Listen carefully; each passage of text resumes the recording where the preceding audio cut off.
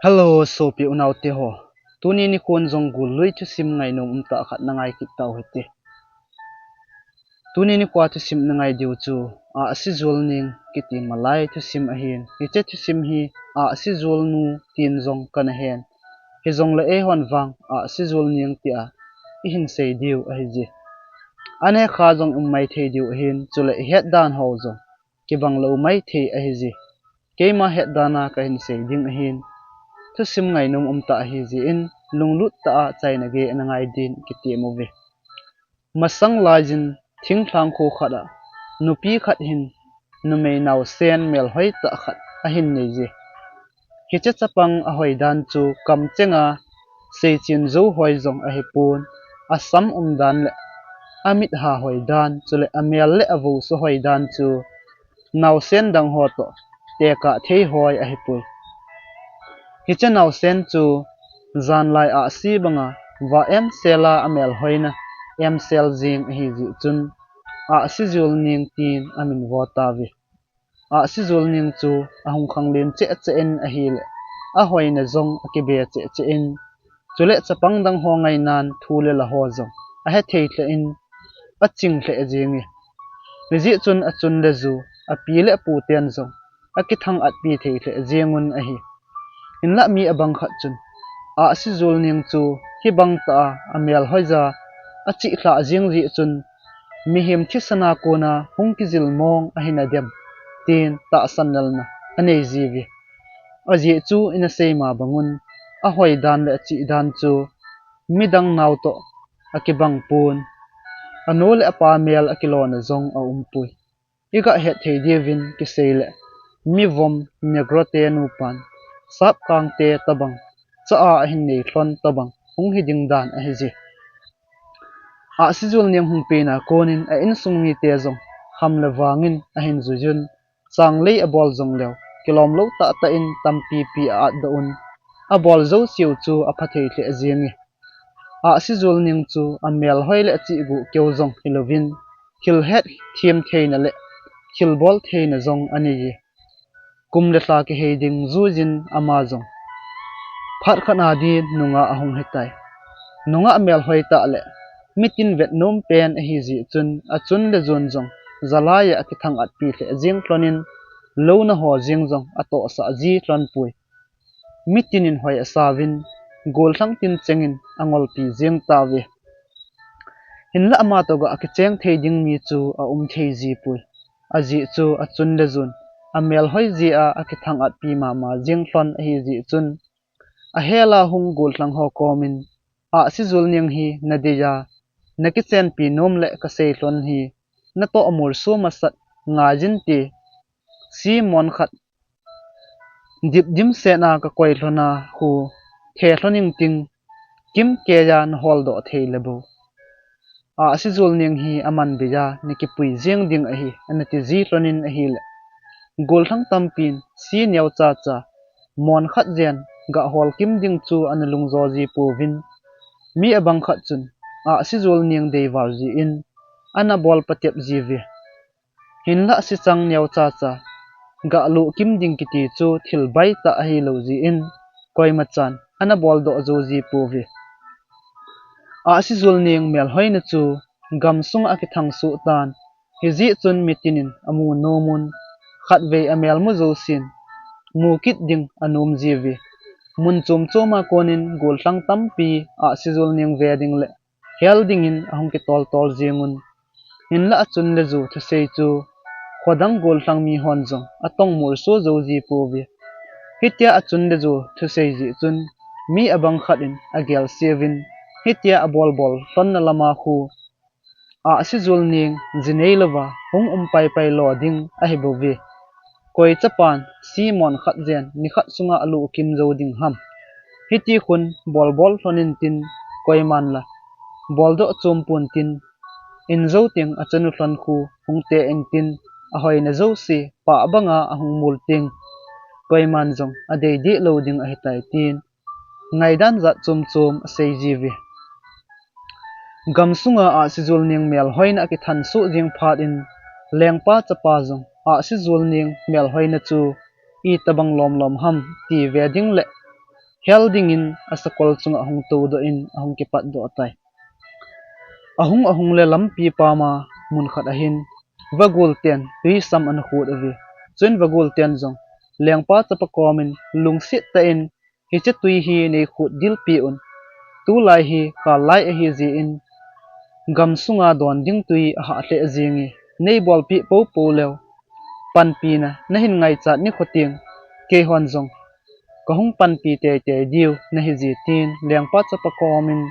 pan pi na chu athum ta ve hinla lengpa chapa chu mikilet sa ta le khan khu nun khu hei thiam lo mi an hi kha ji chun koi ki thu pi mala in vagul ten tui neu khat ki khut dil saw jong chu a hu bit pi tan a hi heti chun vagul te kinep na bang lovin asu thla se de in ada thatai achi chen a hi le mun khat a pha a hin sa chep thanga gulngong san khat an o ki ni chuin he che gulngong san chun pan pi na thum ki in lungsit ta in ka ona thang khawa konin nei su tlam te jin koima e pan pi ding om pui nei hu do po po le ke man jong pan pi na ngai chat ni khoting ka hin pan pi ding na hi ji tin a hi le lengpa chapa chun a khaw chu a khit ga che in gulngong san chu achidin ada latai achi le mun khat hin git chate an kit un lengpa chapa komin lungsit te in nei ki thu pi vinlang ne ading thiam khat be nei hop un achoti lo le gil kela thipai ding ka heta ve nei ki thu pi po po lew ke hon jong pan pi na hin ngai cha tiang ko hong pan pi ding na hi ve ati vin a hi le koi pan pi mala in anei sunu ne the thiam khat jong chu achot thang de pe in ada thatai pha chom khat zuwin ama jong a sizul ning te wang khu chu aga hlung tai a sizul ning mel amu chun adei ma jingin alunga anagyal sangin jong pai asan chubanga mel hoi hilaya na jing chu kidang asate ajingi chun aman jong a sizul ning chu a helin adei dan le lung sit dan tho chu a sei pan tai hi chun a sizul ning chun le zun jong midang ho koma na sei ji thon bangin simon khat thu chu a sei pi thon tan a hi le lengpa chapan jong a sizul ning adei wal ji chun a bol ding in anum tai hinla ni thla agin jong a ke khat jong alu do zo ta pui to phat in ama jong a tau phakit in a hi le lengpa chapa ma hi ji chun a sizul ning nu le pan jong a chanu hlon ta ki chang din a dei pi tho hlonin ji chun thildang khat bor sa ki ding ati hlon tai chun amani jong a ki thim ho hlonin ep i bor sa ding hitam tia khat le khat a ki do tu hlon pet in apan in tom langa nang bu la a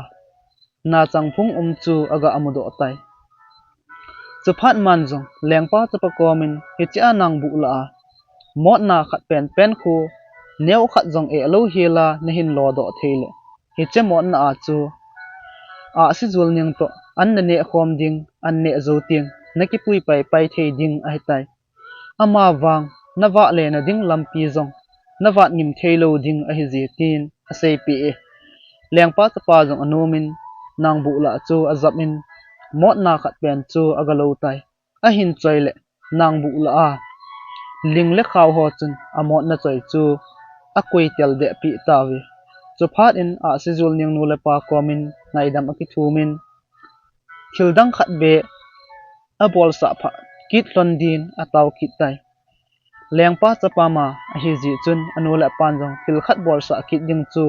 a gel hlonin hinla a sizul ning anum tapun bol kit jong le a bol do di lo ding a hi bowe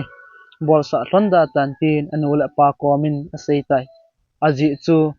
a sizul ning chun alim le amel amu a ko na chu a bol do zo lo ding jong a het sa he tan chule mikilet sa ta a hi dan ho jong a het chet gam a hi tai ji a chu a ji dinga jong a dei lo a hi lengpa chapan jong lampi dang nei tapun hi ji chun line ta le kingai sepumin a kholamuwa kinung le ki tai ajing ni khon gol thang kinyaw sa ta le minun niam ta khat hi khodanga konin a sizul ning wedding chun ahung ki de ahung le lampi pama wagulten dangcha puma tui an khu dilgut chu ahin tu khan amanjong wagulte komin ipi na ngai chat ham nei sei pi win keiman niki thu pi winge tin aga ho pin hile wagulten jong i phalam pum pumin ahin don bodun khallai hi ji in tui don ding a ha hle jingi ji a chu hi che tui hi don te ding tia gen thei ta a kabui pi jingu hi zan hi chun gol thlang khat hungin akoma panpi na ka thum lew alung hangin neu khat ke khu dilu jong chu eina hu pi ta ve tin thaseta in asejovi chun gol thlang pha pan jong hoi chu ham keiman na bol pi wingi tin lengpa ta pan sunga hu na ho jong chu alado in tui chu kallai sung si si a adon thei divin lin ta in a khu dil pi e wagulte jong ki pa thei hle un mi pa komin na to na bol zo sia hamphan lang na lunggut zo si bol do in umte hen izem ti a kapan pi naw na hin ngai chat kha le sai si thum ve hin sam la chun ke hon jong kong ki thu pi jeng diu a hi tin phat thei jong abo un pan pi na ngai chat jong le gut tup sa om jing hi da na chu a sei pi ta ve chun gol thang pa jong thanum ta in chukom muna kon chun ong ki pat do ki in a si zul ning te wang kholam chu azun kit tai achi achen a hele lampa ma gulngong san sa chep thanga o chu amukit tan lengpa chapan a khiga be hi ji chun gul chu ana thidi chet tai chun aman jong alung sit ji chun gul chu thang khawa konin asut tlamin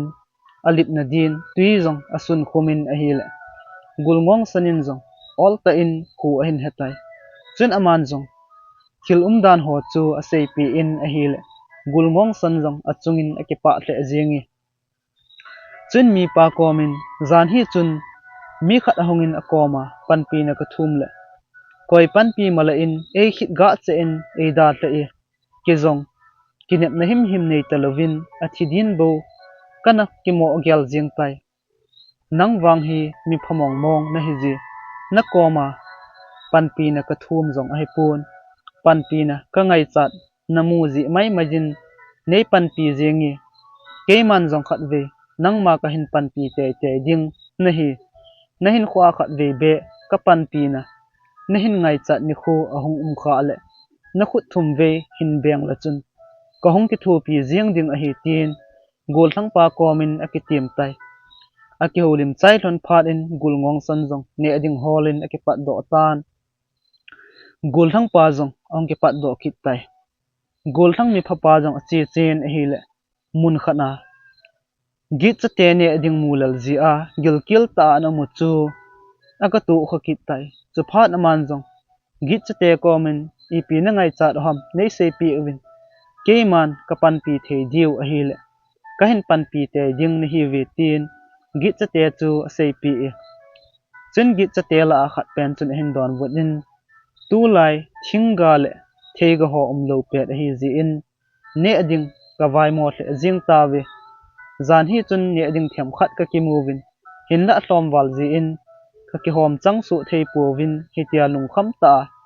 ka pet un mi khat hongin akoma ne ading them khat be nei pe be win ka ti lew alung hangin ka nei sunu jong chu e chot thang de pi ve tin ta set ta in a hin se yuvi avet lagi chate chu gilkil ji a thigam paiding a hi ti amu che phat in aman jong lamka a agilkil pating ani ading tia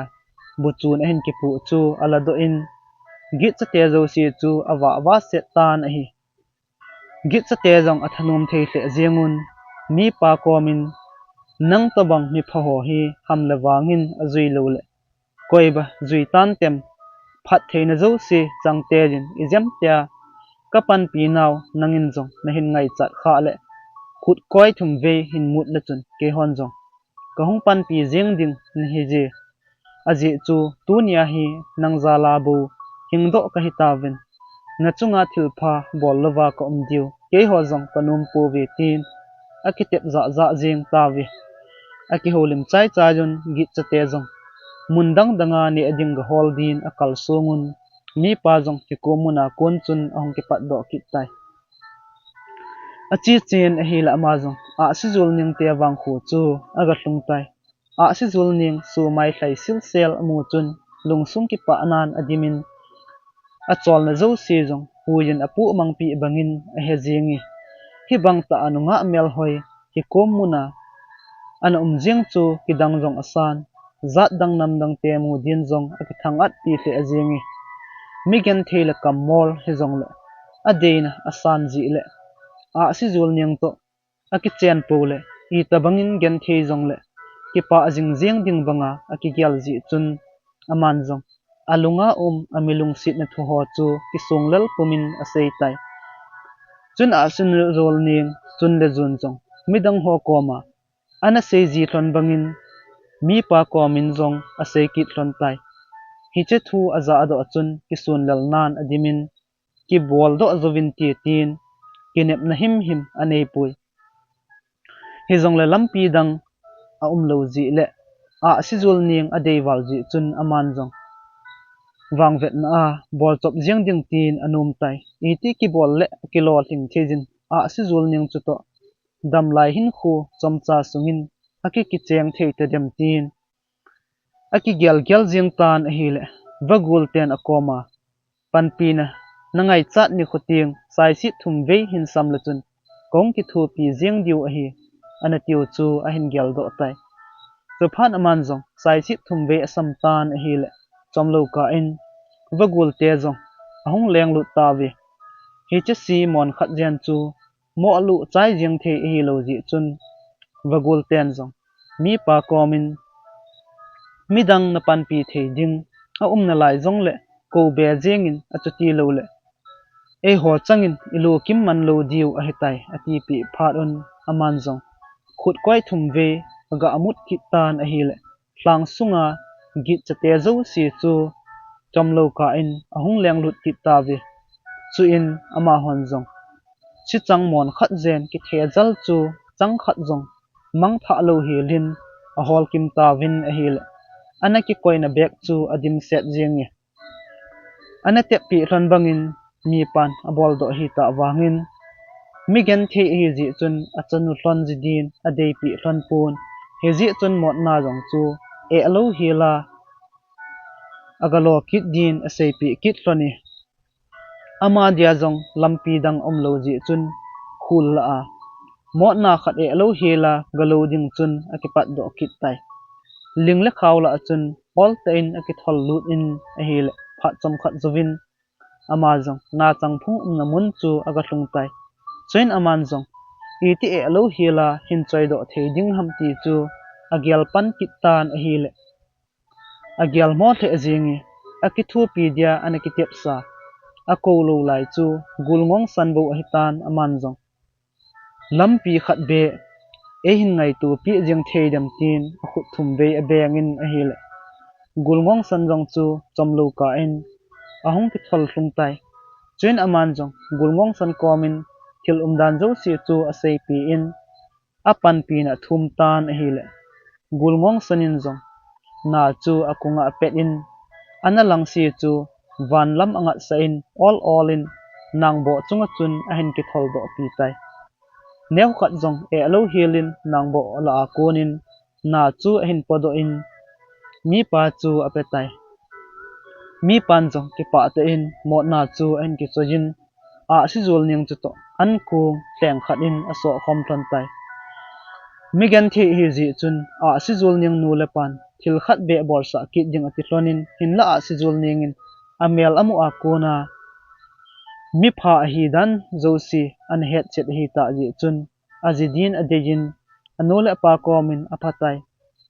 midang zosin abol do theilo jong aman ni vezen abol do tai milung sit thim le mi pha hi ji abo abol do the a hi ji ken jong ama bo kadeji amanung sunin midang nga abe ki tapungi tin anne zowin amani jong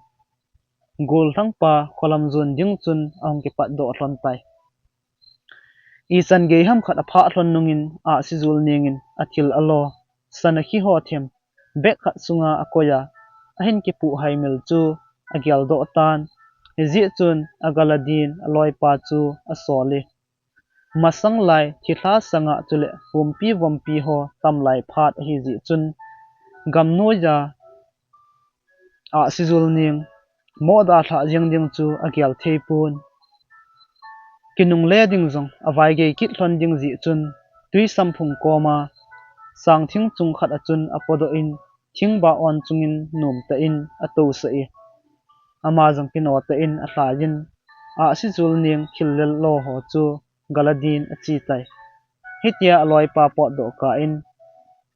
chithanu pi khat ahongin tui sam kidil chu aven hile malim mama kimun alim chu midang hi sa in hoimo asa awarji chun alung hangin akina api tai hitia alim akina api chu chunglanga konin a sizul ningin aven ahile chithanu umchan chu anui zawalin kitim zolovin hanujin ahong nui do tai chun chithanun jong a sizul ning chu ahin mudo tan amat gut jingle thingphung chunga chun akal do theikit pui chu phat in a sizul ning komin itin akal thei ham tin adongin ahile a sizul ningin jong kaloi pan epu do hibowi akoma thingphung newa ko na khu kakal do hlon ahiji tin lungthing selin aseipi tan ahile chithanu jong hichi akun chun akal tovin khotu na be hilin a sizul ning chu athat in ata sa josi ane chai ke tai chun amazong a sizul ning van ho achun akivanin adoya konin a sizul ning melpun ana umi mi phapa jong honglung pan aloi nu chu anam se the ajingin amel avet lela abet bet hikit thowin ahile lungu in alung khampi the ajingi ahong ki pat do gut hlona chu alam pi umdan josi a sizul ning koma ana seisa hi ji chun aman jong gin mona khat nei ta ji in aloi nu chu amasat sa tan ahile achi khil mat chet jingi hitia achi khil ji phat chule kaloi nu wang na hita puitin asei zin ahile thithanu chun ka hi nge hi ding ham ka jun su ji a hilanga hi ka chimong ai bo vetin azo anal en sei ki ji e hiti chun lam hlungin ahong kinil phepe hlonin mi panjong aloi nu komin kaloi nu ta ta na hi le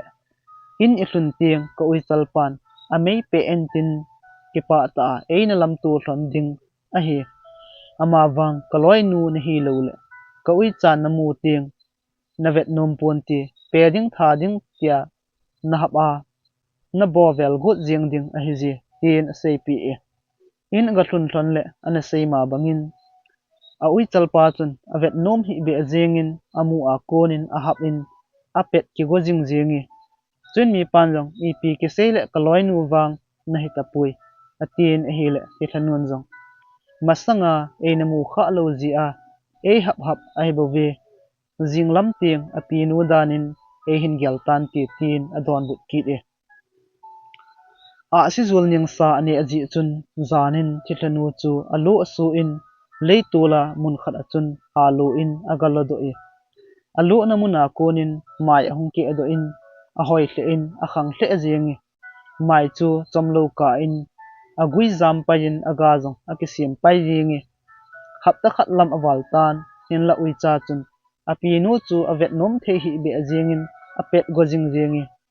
heji chun aman jong mi khat aloi palo kon do ka in ui cha chu ana that do tai aloi pa hunglun phat in tu ni I ui chalpan hun tolama khun ep ham khat amun a hap hap in adel su e ka ko wangin ahong kinung leki tapui atin azo anal chu asei pi e aloi pan a ui cha chu a it wal ji in ajing ne khun aga hol ni hlum ke jin hin la ui chanung dan jong aga mudo apun ui chamel him chu amu zo tapui ajinu chu aging mo che tan hin la apachin na ding anei lo ji le amona lo hila adel do ding dan het lo ji chun lungthim no mo pomin akichen pi jingi in koma mai gui jong chu ha ga hle jingin agala a khat chu alien chu min a hoi chu mi sun teng lo na tonga chi ji thon ka le hi che mai lin ta sunga kon chun a si zul ning ta chu ahung pot do jin in sunga to thei zo si na tongin bulame ho jong tuita ta in an hun ji e to ding zo si to chai ting khatte ni hung kilema sangin mai lin sunga chun anawa lut kit ji tai hitia nitin le phat tina bulame anaki hun jinga in sunga to la tham zo si anaki to chai jing ji hung chu amani nu panjang alung kham pi the ajing hloni nikhat mi panjang aloi nu chu lowadin achi pin lamkim apha hlonin kadam mowali ke anakinung le ta ngi tin ong kile kit tai ni si le in sunga to la tham ho koi mong mongin ahung bor ji hamti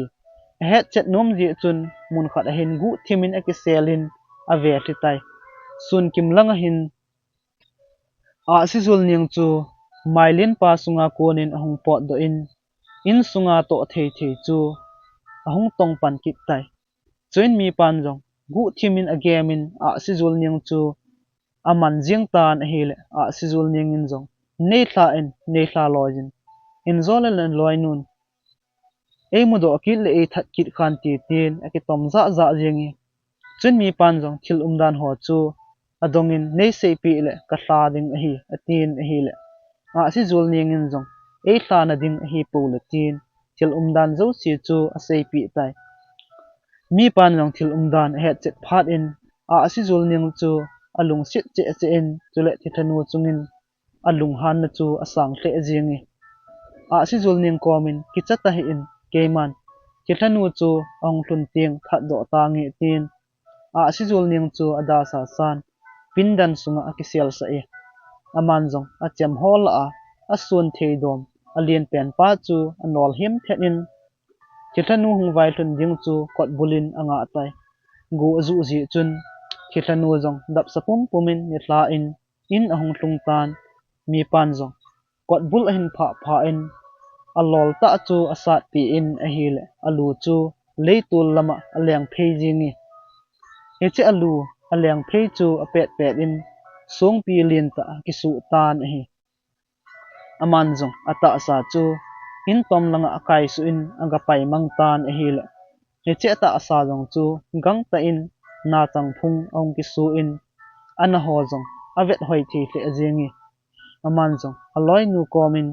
heche sung khu na to kha lo hil ding a hiji aji chu thithanu lu chang sunga ki chang a hibuwi chule in tama mot phung jong khu na to kha lo hil ding a hi aji chu na chang ta hi pun thithanu ta sa ho chu mit vet dia na chang banga hung kilang a hibuwi tin aloi nu chu ngai lu na nei pumin a hil thime a si zul ning to lung tu a hung chen khom thlona pat in chen lo chen lama jong a khang to hle jing thloni kum si la chang jong ne khop wal hil ane jing thlonin khil la lo ho jong tampi akilam do thlon tai khosung mi hon jong a jinu ma amel hoi wal ji chun a cha thei hle un nang wang na wang phomong mongi tin a sei jiwi kum phabe pi chi nungin ni khat a si zul ningin changman changthla si min ahile changthla chu na ding na ga ala wa na ding a heta pui chophan aman jong ep jong tu gein chita pun ti atin heji chun in tama mot na chu aga logotan ahile mot phung chun a hin wal hlum tai aji pan jong thil su chu het phat in na chang phung zo si chu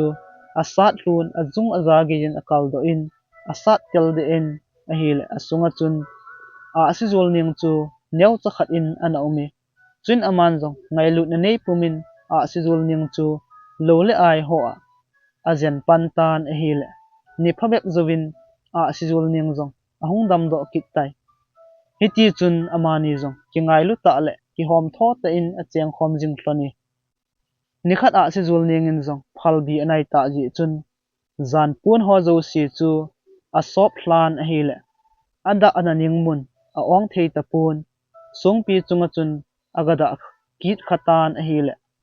hiche song pi chun a hin wal hlum kit tai aloi pan hin het do kit phat in gam mangla athing tam pi aga pun hiche song pi chunga chun mei deu zen zunin อติตานอหิเลสงปีจูเมนหากะวัลพาดอินอหงปุเกไตฮิจุนสงปีจุงาโกนินสงปีสุงาโกนินเมลมลินตะขัดอหงกิซิลโดอินมีปาโกมินเอนีฮีกิลุงสิทเลเฮตินกิงไงเลเจิงจงเลเห็นนุมตะเลงคอมเดียไลตันลูอิฮิบุเวนะหินไงเลจงเลงนังละเกเดียยันเทนเจิงอินmalama elam tu jing hlonding a hi ji in keima anachi masa zotangi tin meilam chu vanlam zonin all te in akitol to tai mi pa jong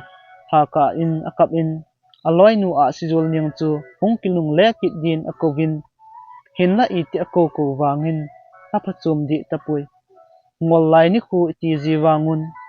golui mi ho thu sim se sim ho hi angei the the in a hoi the the jingi hite thusima kona zildo thei tampi zong aumin iga seino mu chu a hile kile sa hoi tho hin khonunga mantha na bo e hlut pi in ama wang kineu sa puma mi ki thu pi hin khonunga e dia hamphat na lin ta e hlut pi kit ji e ti hi iseido nomun a hi mi zo si hi koima nop sa jing ding zong aki umpon avai cha jing ding zong aki di pui mi ki thu pi thia lai phat hi e dia ham la wangin e zui lai phat ana hi ji e mi khat ga ki thu pi ki ti chu sum le pai ne la cha ho jinga ki thu pi ding ti na zong a hi jing pui mi house ho bol thei zo si awai chhon ki bol jing thei lo a hi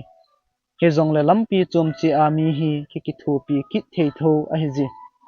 te si hat mo khat in pu lelta ana pu pet imu a ega pu hu jong kho mi ki thopi aki hi thove chalagari tol pe na sumnei lo ji a ke nga lam jot ho mo a ga pu pa jong kho mi ki thopi mi ngai jang aki he ki de hitia chu lam chum chi am him zo sin thil pha hi ki bol thia mi ki thopi thei che a hi ji mi khat ki thopi ki ti hi e dia man no umlo hil a hin khonunga edia muchi phata ki tulut tabang a hi ji chu sim ngai nom umta ise yu chu he chan chun ahong ki chai tai lunglut ta hin ngai ho zo si chungin ki pa thu kain phungi aban kit teng gului chu sim ngai nom umta ta hol kilung sit na thu sim khilun na thei ho jong hin ngai ki diu a hi thu sim chunga ngai dan lungel sei nom zo sin ki phalam lowa komena hi in se jing di win achai na penin ki ti mu ve ka ki pa